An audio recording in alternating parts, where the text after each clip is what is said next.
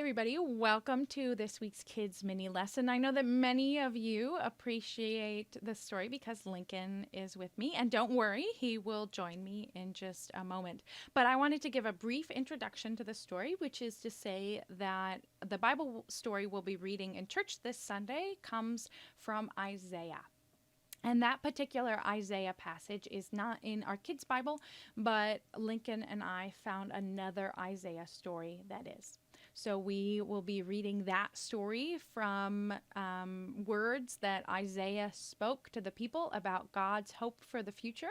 And then in church on Sunday, we'll read another part of what Isaiah spoke, words of hope from God for the people's future. So enjoy the story with me and Lincoln, and we'll see you in church on Sunday.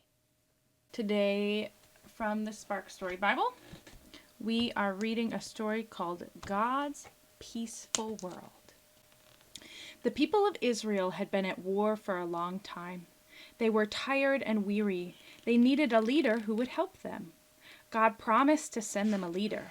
The leader would be a strong and wise child who would show them how to live in peace.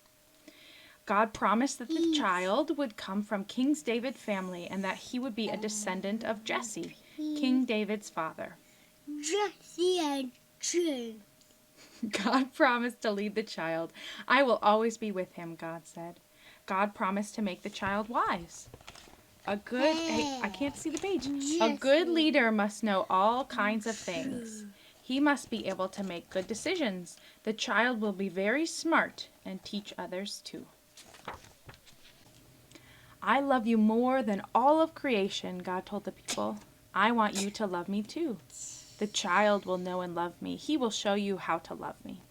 God knew the child could bring peace to the world. He would be a wise judge who would bring justice to the poor. I love all people. I want you to learn to love all people. Whether the people are rich or poor, I want you to love them. Whether they are hungry or full, love them. Whether their skin is the color of chocolate or snow or butterscotch or roses or anything in between, love them. Then you can live in peace. God promised that when the child came, wolves and lambs would live together in peace. So would leopards and baby goats, as well as lions and calves. If animals who are natural enemies can live together in peace, then people can too. The child would show them how to live in peace and love each other. Do you know who the child that they're talking about in the story is? Who? It's Jesus. God sent Jesus, born as a baby, to show us how to live in peace and how to love God and love each other. Thanks for reading the story with me. We'll see you all next week. Goodbye. Say goodbye. Bye.